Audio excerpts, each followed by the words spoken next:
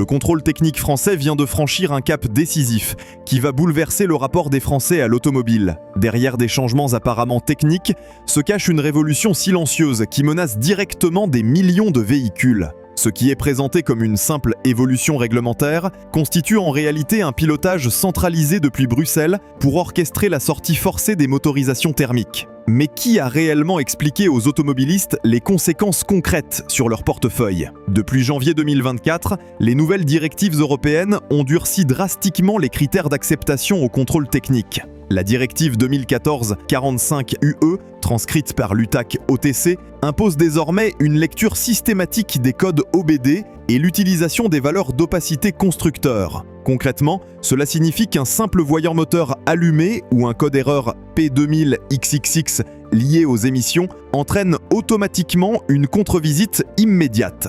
Cette évolution technique cache une réalité beaucoup plus préoccupante. Coïncidence vraiment ? Elle vise spécifiquement les diesels Euro 3, 4 et 5, soit la majorité du parc automobile français. Les FAP passifs ou actifs, l'EGR colmaté, les capteurs de pression différentielle et les sondes NOx vieillissantes deviennent autant de points de rupture réglementaires.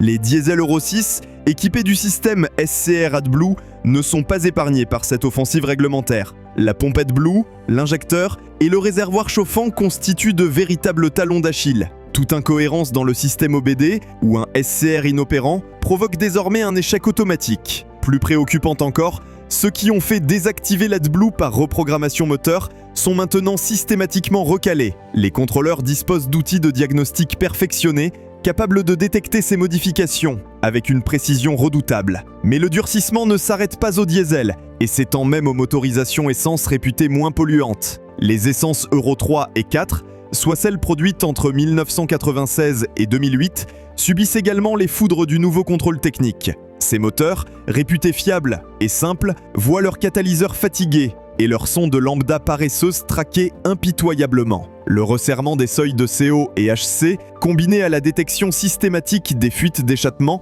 provoque des contre-visites en rafale sur des véhicules parfaitement roulants. Cette situation découvre les contradictions profondes du système mis en place par les institutions européennes. Une Toyota Corolla Essence de 2005, avec ses 200 000 km au compteur et son moteur 1,6 litre VVTi absolument indestructible, peut être recalé pour un catalyseur moins efficace qu'à l'origine. Le coût de remplacement, entre 600 et 1200 €, dépasse souvent la valeur résiduelle du véhicule. Votre voiture vaut moins que sa réparation obligatoire. C'est exactement l'objectif recherché par la réglementation européenne qui orchestre cette obsolescence programmée administrative. Les véhicules hybrides et hybrides rechargeables bénéficient d'un traitement de faveur apparent dans cette nouvelle réglementation. Pas de mesure à l'échappement pour ces derniers, mais attention aux pièges soigneusement dissimulés. Tout voyant MIL lié aux émissions ou au système hybride provoque un échec immédiat, sans possibilité d'appel.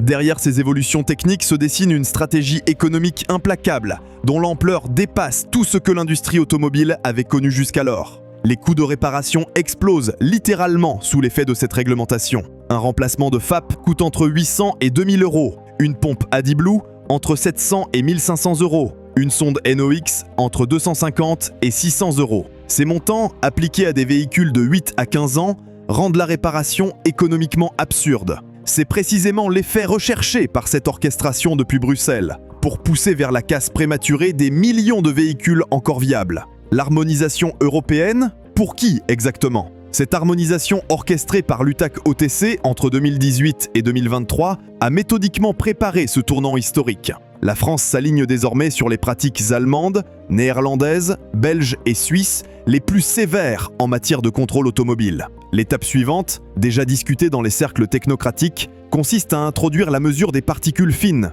comme aux Pays-Bas et en Allemagne. Cette innovation technique rendrait quasiment impossible la validation d'un FAP poreux ou supprimé, provoquant une nouvelle vague d'interdictions massives sur le parc diesel existant. Les constructeurs automobiles ne sont évidemment pas dupes de cette évolution réglementaire, qu'ils ont parfois contribué à façonner. Leur communication verdoyante masque une stratégie d'externalisation de la complexité vers l'après-vente et les propriétaires. Les réseaux de concession saturés par les pannes d'équipements environnementaux hors garantie peinent à absorber la demande croissante. Les délais d'intervention s'allongent, les pièces détachées manquent, les factures s'envolent. Cette situation arrange parfaitement les constructeurs, qui voient leur vente de véhicules neufs dopés artificiellement par cette obsolescence réglementaire organisée.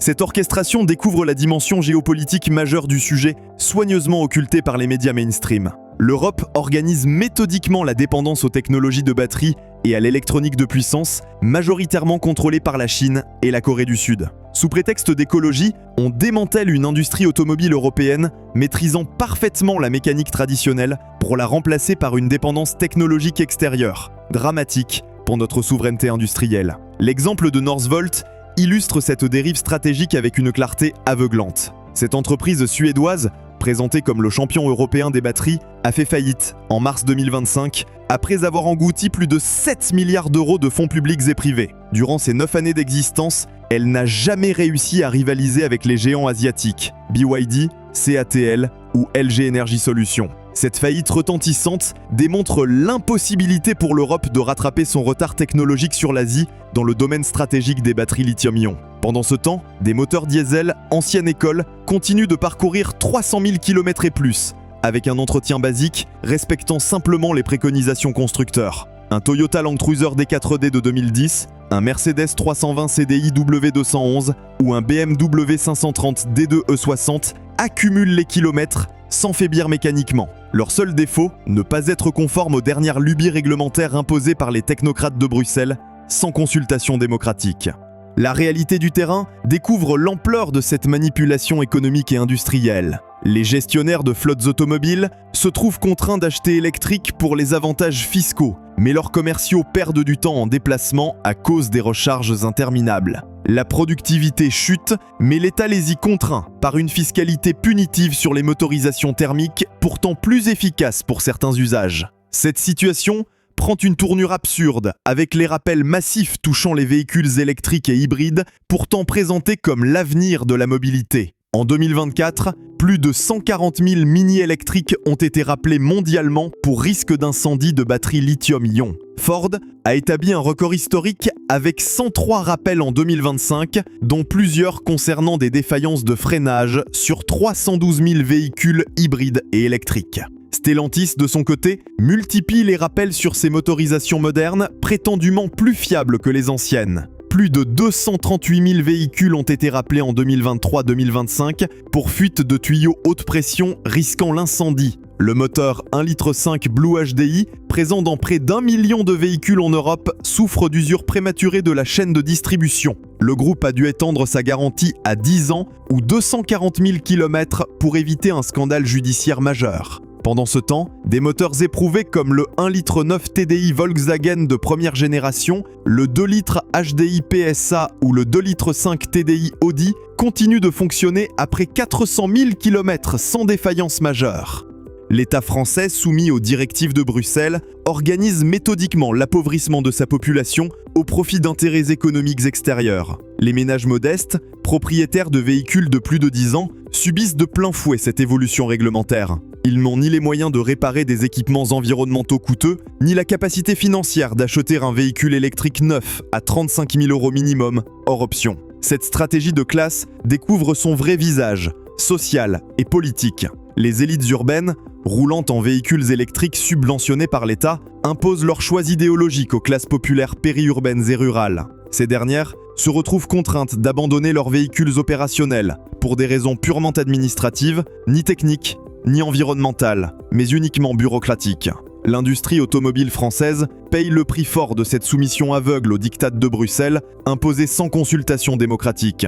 Renault ferme des usines historiques. Stellantis délocalise sa production vers des pays à bas coût. Les équipementiers français disparaissent face à la concurrence asiatique sur les batteries et l'électronique de puissance. L'excellence mécanique française, bâtie sur plus d'un siècle d'innovation, s'évapore au profit d'une dépendance technologique dramatique pour notre souveraineté industrielle. La solution existe pourtant, comme le démontre l'évolution récente de certains constructeurs pragmatiques. BMW annonce qu'elle n'abandonnera jamais complètement les moteurs thermiques dans sa gamme. Porsche recule sur son électrification intégrale, initialement prévue. Suzuki abandonne l'hybride intégral pour revenir au mild hybride, moins complexe et plus fiable.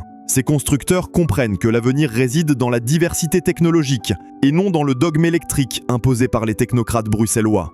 Les motorisations à éviter absolument pour échapper au piège du nouveau contrôle technique incluent les PSA 1,5 litre Blue HDI des années 2018-2020, les premiers hybrides de 2010-2015 et tout système AdBlue sur petit moteur urbain. Ces technologies, imposées par la réglementation européenne, génèrent plus de pannes coûteuses qu'elles n'apportent de bénéfices environnementaux réels mesurables. L'analyse approfondie des nouvelles réglementations découvre une architecture technique de plus en plus restrictive et intrusive. Les moniteurs de diagnostic OBD2, obligatoires depuis 2001 sur les véhicules essence et 2004 sur les diesels, deviennent des moyens de surveillance permanente de la conformité. Chaque cycle de conduite alimente une mémoire électronique, scrutée impitoyablement au contrôle technique bisannuel. Les défauts mémorisés, P0XXX, P2XXX et P3XXX, initialement conçus pour faciliter la maintenance, se transforment en sentences d'interdiction administrative.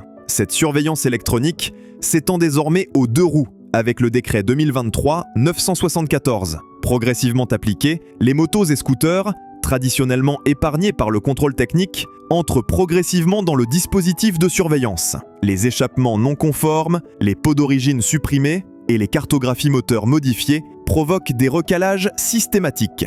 Cette extension aux deux roues démontre l'exhaustivité du système de contrôle mis en place par l'administration française sous pression européenne. Les centres de contrôle technique subissent eux-mêmes une transformation profonde pour s'adapter à ces nouvelles exigences réglementaires. L'équipement en analyseurs de gaz sophistiqués, en appareils de lecture OBD et en bancs à rouleaux représente des investissements colossaux pour les exploitants.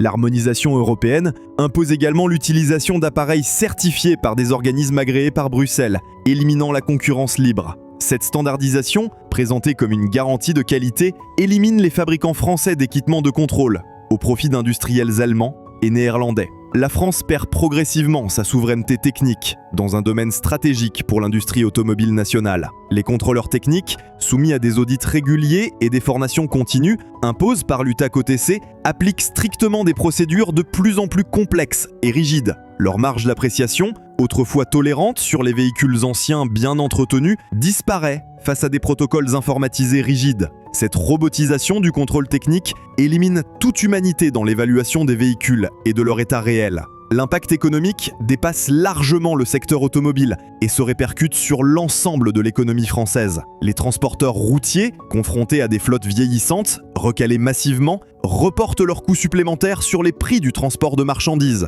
Cette inflation logistique se répercute sur l'ensemble de l'économie, particulièrement les secteurs agricoles et industriels dépendant du transport routier pour leurs approvisionnements et livraisons. Les garages indépendants, traditionnellement spécialisés dans la réparation des véhicules populaires, peinent à s'équiper des outils diagnostiques sophistiqués nécessaires à la réparation des équipements environnementaux modernes. Cette évolution technique favorise massivement les réseaux constructeurs au détriment de la réparation indépendante, concentrant la prévente automobile entre les mains de quelques acteurs monopolistiques. Cette concentration du marché de la réparation s'accompagne d'une explosion des coûts horaires pratiqués par les professionnels équipés. Un diagnostic OBD en concession coûte entre 100 et 150 euros, contre 50 80 euros chez un garagiste indépendant correctement équipé. Cette différence tarifaire, appliquée aux millions de véhicules concernés par les nouvelles réglementations, représente un transfert de richesse considérable vers les constructeurs et leurs réseaux. Les données collectées pendant le contrôle technique alimentent des bases statistiques européennes, utilisées pour calibrer les futures réglementations encore plus restrictives. L'OBFCM, cette mémoire de consommation réelle imposée par le règlement 2021-392, servira à recalculer les malus CO2 sur la base des émissions constatées plutôt qu'homologuées. Cette boucle de rétroaction réglementaire crée un système auto-renforçant d'interdiction progressive. La fiscalité automobile française s'adapte déjà à ces évolutions techniques pour maximiser les recettes étatiques. Le malus au poids, initialement fixé à 1800 kg, descendra progressivement pour toucher l'ensemble des véhicules familiaux, selon les projections officielles. Cette fiscalité punitive, couplée aux difficultés croissantes du contrôle technique, oriente artificiellement les choix vers des véhicules électriques de plus en plus subventionnés par l'argent public. Cette subvention massive du véhicule électrique, financée par l'impôt et la dette publique,